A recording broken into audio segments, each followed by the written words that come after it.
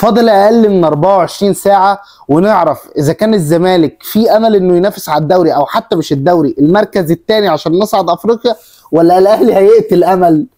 هنشوف. ومعانا واحد اهلاوي ويقول لنا رايك في الماتش. بص، مبروك القرعه سهله بالنسبه لكم، تلعب شباشب الكيني او حاجه زي كده الحمد يعني. لله والشكر. بص انا هقسم الدنيا بتاعت الاهلي دي كده 3 جزئيات. اول جزئيه كولر وهيخش ازاي الماتش، عشان بص من ساعه لما الماتش ده قرب كل الناس بتقول لك كولر هيلعب ازاي هيلعب ازاي. تاني جزئيه المفروض اللعيبه تبقى عايزه ايه اصلا من الماتش والادوار بتاعتها. تالت حاجه نتكلم فيها انا وانت زمالك واهلي يعني، التشكيله والتوقعات. طيب ده اكيد في الاخر. اول حاجه كولر من ساعه ماتش بيراميدز ومن ساعه لما دخلت الصفقات بقى يخش ايه يقعد يلعب في التشكيله وبيعمل تغييرات، وحتى طريقه اللعب نفسها اتغيرت. فدخلنا مثلا شفنا ان العيش يلعب باك يمين ده في ماتش بيراميدز، بعدين بقى نقل يبقى سنتر باك جنب ربيعه، وبقى بيلعب بثلاثه ورا بما يضم هنا عليهم. نفس الكلام قدام كان ماتش بيراميدز لو تفتكر، ودخل بامام راس حربه. وجراديشار في الاخر راح ايه دخل وراح ايه بدا هو اللي يركب جراديشار بعد كده. فانا بالنسبه لي المفروض كولر يبقى عايز ان الماتش ده ان هو من الاول دقيقه يخش ضاغط، يعرف اللعيبه. وطبعا في دور كبير على محمد شوقي الماتش ده. انت اول ماتش ديربي ليك بعد ما توليت المهمه، اول ديربي ليك لازم تخش بقى تحفز اللعيبه، وده دورك اصلا في الفرقه يعني. عشان لو تفتكر معايا السوبر الافريقي بعد ما احنا خسرناه دخلنا السوبر المصري، انا كنت في دماغي بقى اللعيبه دي هتنزل تاكل النجيله 3-0 مثلا اول 60 دقيقه. كنا خاطرين جدا اول ربع ساعه مثلا، بس لكن هبت. واول لما انت مسكت كوره بان بقى لا الماتش 50-50. انا مش عايز كده، انا عايز لا انت تخش من اول دقيقه انت عارف انت عايز ايه، ضاغط من اول ربع ساعه 20 دقيقه جون على الاقل يعني. فاهم انت ضيعت في ماتش السوبر المصري، ضيعت وحتى الله جاب كوره في العارضه او فوق الايه مش فاكر بالظبط من فري كيك. بس لا انت الماتش ده مختلف، انت لازم تخش انا هكسب. ليه؟ لان انت اللي بتجري ورا بيراميدز دلوقتي قاعد مستنينا مين هيقع مين هيعمل. فده اللي انا بالنسبه لكولر لو انا عايز اوجه ليه رساله، لا يا باشا بص العب لعبك 4 ورا 3 في نص الملعب. هنخش بقى حته التشكيله واللعيبه. انا بالنسبه لي كريم الدبيس العيش طالما جاهز، لسه لغايه دلوقتي القوائم ما نزلتش بتاعت الفرقتين صح؟ ما نزلتش ولا عارفين مين اللي غايب، بس في اخبار يعني. ربيعه جنبه مش داري. لعب اخر ماتش بتاع الاسماعيلي بس لا ما ينفعش. رامي ربيعه الناحيه الثانيه محمد هاني، وكده كده شلبي هو اللي هيبقى بادئ او الواد الصغير ده فمطمن يعني. الدنيا حلوه يعني. نص الملعب بقى اللي فيه لغط، بنحس اللي هو قفشه قال لك خلاص اكيد مصاب. بره. عندك مروان عطيه، عندك امام واكرم. نص الملعب لا سيبك من اكرم بقى عشان ثنائيه الاثنين 6 دول مش هتاكل عيش. ماشي. اللي انت مش هتعرف تبني لاعب. وفي ناس بتقول لك طب ما عمر الساعي، في صوره اتسربت كده لعمر الساعي كان متختخ سيكا فمش هينفع. مش عايز اقول ريسك بس احمد رضا مروان عطيه احمد رضا قدامهم امام، ما يلعبليش بقى وينج والكلام ده. ليه بقى هقول ليه احمد رضا ليه؟ علشان اللي هقوله لك قدام بقى لازم الشحات ومحمد عبد الرحمن، مش محمد عبد الرحمن الصغير. ايه ده تشكيل غريب قوي ده. لا بالعكس مثير للجدل. اصل ليه؟ هتقول لي بن شرقي انا مش مقتنع بيه. هتقول لي طب امام يبقى وينج، امام ازاي هتدخله في وسط المعمعه اللي قدام دي وانت عندك دونجا واعتقد الشحات محمد شحاته. فانت هتبقى الدنيا زحمه قوي فما تزقوش قدام. وانت اصلا من ساعه لما كولر جاب امام عاشور هو كل شويه تحس ان هو عمال يزق قدام. كان بيلعب 8 ثم بقى 10 بقى وينج. ماتش بيراميدز والماتش بتاع فاركو كان راس حربه. فالزحمه دي غلط عليه. انت قلت حاجه غلط عشان الناس ما تعجبكش. مش مقتنع ببن شرقي دلوقتي اكيد عشان اصابه مش عموما. اللي هو هيبدا بيه دلوقتي وانت عارف كولر لازم الاول تديله في التمرينات ويجربك ربع ساعه على الاقل عشان يخليك اساسي. ايوه هو ما توقعش بن شرقي طلب انه يبتدي بس ما توقعش ان هو عمل تمرينه كويسه على حسب اللي بيتقال. بس لا انا مش مقتنع بيه ولا حتى كولر هيقتنع بيه ان هو يلعبه الماتش ده اساسي يعني. فانا عشان كده بقول لك احمد رضا وقدامه بقى 2 رانرز زي الشحات ومحمد عبد الرحمن، دول بقى يجروا بالكوره بقى بالباصات اللي احنا شفناها بتاعت احمد رضا بقى. بيعمل باص لقدام بيضرب الخطوط اصلا كلها والضغط ده اللي انت عايزه اصلا. طب وقدام بقى وسام ولا جراديشار؟ اسمع اجابه. وسام على طول. وسام. ليه بقى؟ لان انت هتحتاج. لا هو نزل اخر ماتش. ايوه بس مش رجله مش في الملعب. وهو دايما زي ما بقول لك كولر يلعب حد جاي من الاصابه ربع ساعه الماتش الجاي يبقى اساسي. شفناه مع محمد هاني، شفناه مع اشرف داري قبل كده لما رجع من الاصابه الاولانيه. ليه بقى بقول لك جراديشار مش ليه بقول لك جراديشار هو اللي يركن؟ علشان انت تحتاجه بعدين، تحتاجه الشوط الثاني. يعني تخيل كده معايا اصل هي الكوره سيناريوهات. تخيل كده جبنا جونين وانت عايز تقفل تطلع بكلين شيت على الاقل. شفت الزمالك بقى ضاغط او اللعيبه وقعت بدنيا، تحتاجه ان انت تلعب عليها عرضيات كور طويله. وسام تحتاجه كمان دفاعيا. جراديشار معاك حق. وانا اسف ان انا بقول كلمه عرضيات دي، ما احنا عندنا محمد هاني والناحيه الثانيه الاجنحه، الدبيس شويه بيعرف يعمل عرضيات، بس ايه ده اللي انا مش عايزه يعني. قول لي بقى تشكيل الاهلي على بعضه كده من وجهه نظرك كده. اللي انا عايزه ولا المتوقعه؟ لا اللي انت عايزه. ما هو غير ده المتوقع. بالظبط. الشناوي كده كده، محمد هاني، ربيعه، العش، دبيس نص الملعب، مروان عطيه، احمد رضا قدامه، امام. الثلاثه اللي قدام محمد عبد الرحمن، وقلنا وسام وحسين الشحات. تتوقع بقى. اتوقع لا زي ما قلت اتوقع ايه. لا هو اصل بص، هي دي في غلط بقى لو ايه. كولر مش مفهوم. اصل انا لو شفت مثلا اتنين بس، هم اتنين هقفل الدنيا ومش هاجي حتى اللايف رياكشن احنا باذن الله هنعمله.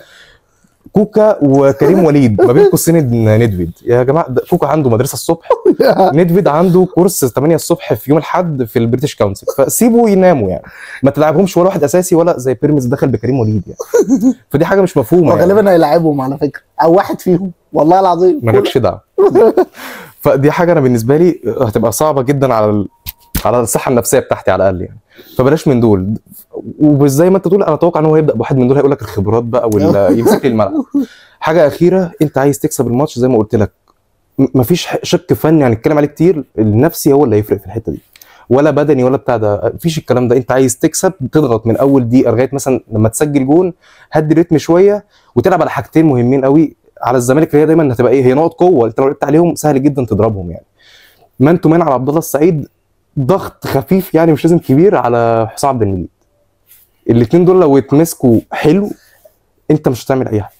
الونش مش حسام عبد المجيد تقيل قوي في فكره الكوره. انا بتكلم على اخر مواجهه، لو انت تفتكر السوبر الافريقي كله مرعوب من حسام. كان بيعمل كور طويله كمان لسيف الجزيره او ناصر المنسي لما كان بينزل، لا كان حلو قوي. قصدك في الحته دي. فانت فهم. اضغط على عبد الله السعيد، دايما عبد الله السعيد بيسقط له اصلا.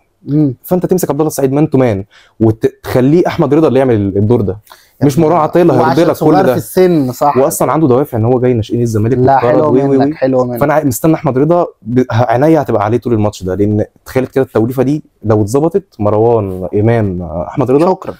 وزي ما بقول لك بقى تمسك مفتاح اللعب زي عبد الله، وضغط خفيف والله، مش هيجري وسام كتير يعني، يضغط بس على حسام عبد المجيد كده، انت هتحجم الزمالك. ده غير بقى انت تلعب لعبك، الماتش مش محتاج فهلوه كتير يعني. توقعك. لا ده في الاخر بقى، في الاخر خليها في اخش انا على الزمالك واحده واحده بقى، مش لازم تخش يعني. انا هبتدي بحاجه في الزمالك قبل الماتش. في لعيبه اوجه له رساله، اكتر لعيبه انا شتمته الموسم ده هو زيزو بس. والله ظالمينه. بص لا بكل امانه، انا املي فيك الماتش ده. انا سمعت اخبار ان هو بيقول انا هلعب حتى لو بالحقن. زيزو انا عايزك تثبت انك احسن لعيب في الزمالك اخر 5 سنين. ده المباراه الفيصليه، انتهى الموسم بتاعك كمحلي، انتهى، يا اما هترجع على الطريق تاني. كل عايزه منك زيزو الراجل، زيزو اللي بيعرض، زيزو اللي بيجري، مش زيزو المتخاذل، زيزو اللي قراراته صح. فبعد اذنك يا زيزو احترم جمهور الزمالك اللي طلعت مع اسعاد يونس، وكل جمهور الزمالك حبك بعد الحلقه دي، والاهلي والله. قدر بقى كل ده واعمل ماتش كبير عشان انت لعيب كبير. اثبت للاهلي ان انت احسن لعيب في مصر مش امام عاشور، واثبت لجمهور الزمالك انك فعلا بتحب الزمالك وخايف على الزمالك. ده زيزو. الماتش بقى كابتن بيسيرو، مش عايزين عاطه الله يسترك، انا بحبك وكل حاجه وعارف ان ده تاني ماتش ليك وكل حاجه. ارجوك ارجوك ارجوك امسك امام عاشور، خلي دونجا كده يمسكه لازق فيه. الواد امام عاشور لو فلت يا جدعان او ما لعبتش عليه مان تو مان، اخطر لعيب في الاهلي هو الاهلي. سيبك بقى وقعد يشرح لك الاهلي لو احمد رضا لعب مش هيبقى ولا في الكلام ده. انت تمسك امام عاشور في الاهلي خلصت. وما تقوليش بقى هتمسك امام عاشور، طب وسام، طب كل ده بلح يا ريس. شوف وسام ابو علي ده لو عزلته زي السوبر الافريقي والسوبر المصري مش موجود، اعزله بس. حسين الشحات لو لعب فيستك يا ريس، والله فيستك. اسمه محمد عبد الرحمن ناشئ. بن شرقي انا ما بتكلمش عليه لان هو ان شاء الله مش هيلعب. لو لعب ما اعرف تلعبش الماتش، ايه هو اقرب. اصل بن شرقي ده بحالات، بن شرقي ده لو فايق انت لو جبت له مين انسى. هو ممكن ينزل اخر ربع ساعه يعمل جون باذن الله يعني. لا ان شاء الله مش هيبقى فايق، اصل بن شرقي بحالات. زي نهايه القرن معانا ما كانش فايق فكان عادي، ماتش تاني كان فايق خلصهولك. بس نقطة لبسيرو، أرجوك دافع بالكورة. يعني إيه دافع بالكورة؟ يعني مش عايز في أول ربع ساعة ألاقي سايب الكورة للأهلي وراجع لي ورا. منطقيا مش عمره ما عمل كده ولا هيعرف كإمكانيات لعيبة يعني. لا بيسيرو في الماتشات يعني الكبيرة بيعمل كده. تتحكم لا مش دعوة بيسيرو، بتكلم على جودة اللعيبة. تعرف تنقي الكورة وده تبص. ده دونجا كان بيكمل في الكورة لوحده. لا على فكرة عايز أقول لك والله، أقول لك حاجة أهو، بوجود عبد الله السعيد وشحاتة ودونجا ولو زيزو سقط لهم انا اقدر ادافع بالكوره، اقدر امسك الكوره عليك. انا في السوبر الافريقي والسوبر المصري انا اللي ماسك الكوره عليك عشان تبقى فاهم. ماشي بس مش بتروح. مش بروح، ما ده اللي انا عايزه في الماتش. انا بقوله لك، انا ما بقولكش اروح، انا بقول لك ضيع الكوره، ضيع الوقت بالكوره. يا بصيروا بالله انت لو سبت الكوره للاهلي ورجعت ورا بالكابتن محمود حمدي الونش اللي مش متزن نفسيا ده، كنت هقول لفظ وحش، هنتعبى يا ريس، هنتعبى. عايز تسيب لهم الكوره قابل من قدام، خلي الجزيري، والله اسمع مني بس، الجزيري وزيزو. جزيري مين ده؟ ممكن ما يلعبش الجزيري. لا هو شلبي اللي هيلعب. الجزيري وزيزو زفت شلبي استغفر الله العظيم يضغطوا على اللي بيطلعوا بالكوره. رامي ربيعه وجنبه هيبقى العش او داري بيطلعوا بالكوره مش كويس وتقدر تضغط عليهم. ما تجيبش الاهلي عندك، روح له انت. هعيدها لك تاني، ما تجيبش الاهلي عندك، روح له انت. ماتش الدوري جوميز انت لما كنت زانق الاهلي او مش زانقه، يعني بتلعب الاهلي في نص ملعبه مفيش خطوره من ده وده. اول لما جبت جون ورجعت ورا لبك تك تك تك تك تك تك. ما تديش للاهلي امل، افضل واقف ورا. عايز اوجه كام رساله لكام واحد، اولهم الونش. ونش ماتش الاهلي ده مش ناقص اي عبط. هو اللي مصدق ممكن يلعب. لا هو الونش اللي هيلعب. الناس بتقول مصدق اللي هيلعب، بس انا شايف ان مصدق يخليه في الدق احسن له، افضل. في وحش قوي صح. بس بجد والله الونش اللي هيلعب. بالله عليك ركز ركز. جو العبط وجون اسمه ايه بتاع بيراميدز ده، نسيت ايه، فيتسو مايلي. ركز واهدى، انت راجل لو لعبت برجوله ان شاء الله نقدر الزمالك ما يخشش فيه اكتر من جول. تاني واحد اكلمه كابتن بنتايج. الناس هتشتمني، بنتايج لعيب كبير، بنتايج احسن باك شمال دخل الزمالك اهو، اتكلمت فيها. خد بالك بقى من البلنتيات والضرب والكلام ده، لان انت حسين شحات حفروك، امام عاشور حفروك، لو اخدوا ضربه جزاء انا مش مستحمل والله العظيم، ورب الكعبه ما مستحمل. هيقعد يصح في اللايف رياكشن، ابوس ايديكم يعني. انا مش عايز ارجوك يا بنتاج ركز ركز بالله عليك قوي. ده تاني لعيب. تالت لعيب هكلمه تونجا. تونجا. بص يا دونجا، انا بحبك في ماتشات الاهلي جدا، بس انا قلقان منك الماتش ده. حاسس في واحده امام عاشور يبقى باشا يروح فك بيديله طرد يا ريس. مش عامل كيرلي زي ليه؟ بالظبط. دونجا ركز في الماتش، وركز مع امام عاشور مش بره الملعب، جوه الملعب. تمسكه زي السوبر الافريقي كده، ما تخليهوش يتحرك، لان امام عاشور اخطر لعيب في الزمالك. دونجا مان تو مان في الاهلي معلش. دونجا مان تو مان. وزيزو انا اتكلمت عليه. تشكيل الزمالك اللي انا نفسي بسيره يلعب بيه عواد، عشان في كلام انه محمد صبحي، ورب الكعبه لو لقيت محمد صبحي بيلعب هيحصل شيء مش كويس، لا ليا ولا للجمهور ولا. عواد، بنتايج، الونش، حسام عبد المجيد، عمر جابر، عشان سمعت احمد محمود هيلعب والله بسمع اخبار هتجلط.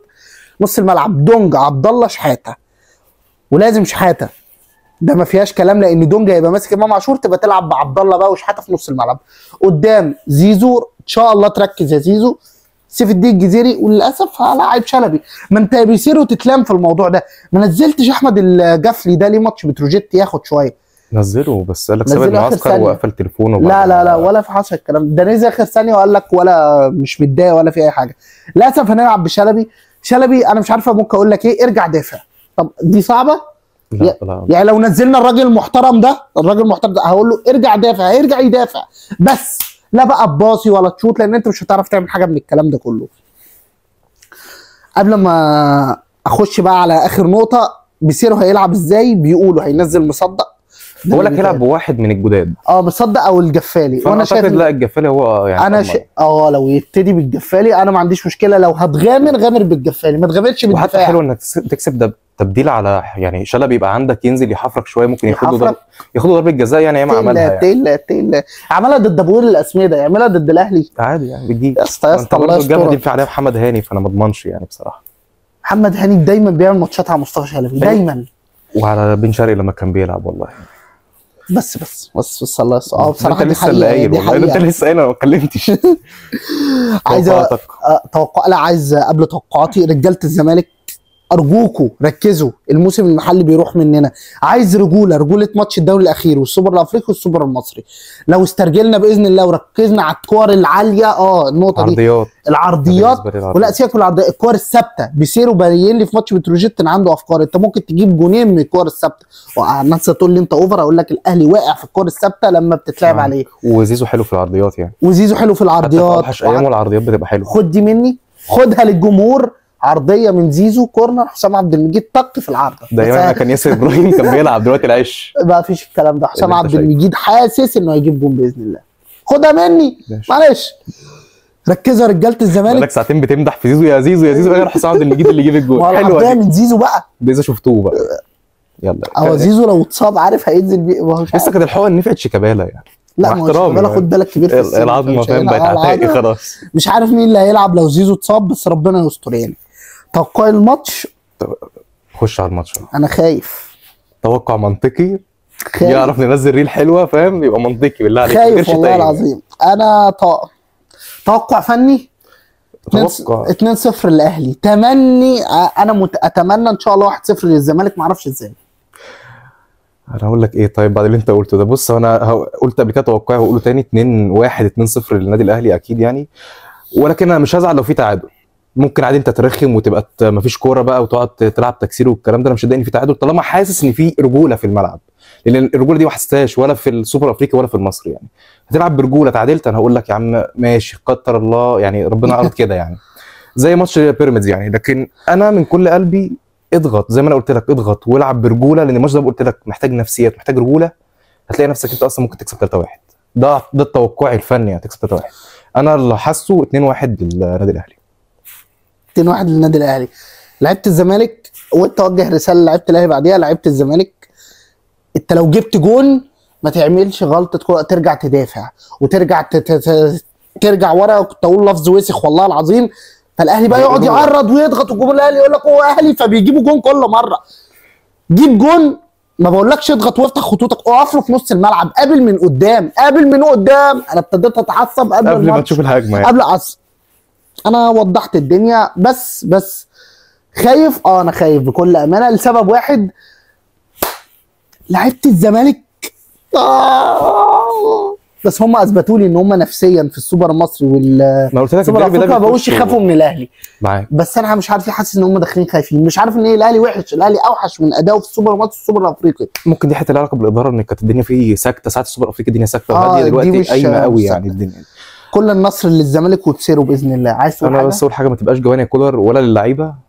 يعني اخر حاجه، لا خلاص كده ما تبقاش جبان، لان الجبن ده هو اللي هيودينا في داهيه، وشفناه الجبن ده في ماتش بيراميدز وشفناه في كذا ماتش تاني يعني. ما تبقاش جبان بس كده. نفس الجمله، ما تبقاش جبان. ليه الفرقتين الزمالك والاهلي يلعبوا برجوله. ان شاء الله ان شاء الله هنكسب باذن الله. انا التحكيم النرويجي ده اصلا ده اللي مقلقني والله. هو انا شفت شكله، انا تقريبا حكم معروف، ما اعرفش يعني. لا خالص مش معروف ده خالص من الاتحاد النرويجي. طب بص بقى، اي فاول في نص الملعب على شلبي هطلع اصح لك كده. اصل الفرق يبقى 8 نقط ومع بيراميدز 9، فانا خسرت. لو خسرنا ماتش بكره والفرق بقى 8 نقط، احنا ننسحب وما نكملش الدوري. لا كده ما احنا هنكسب الفدراليه فهنشارك فيها، فمش محتاجه يعني. دكتور سالمين، كل النصر للزمالك باذن الله. اتقي الله فينا يا مصطفى يا شلبي. سلام.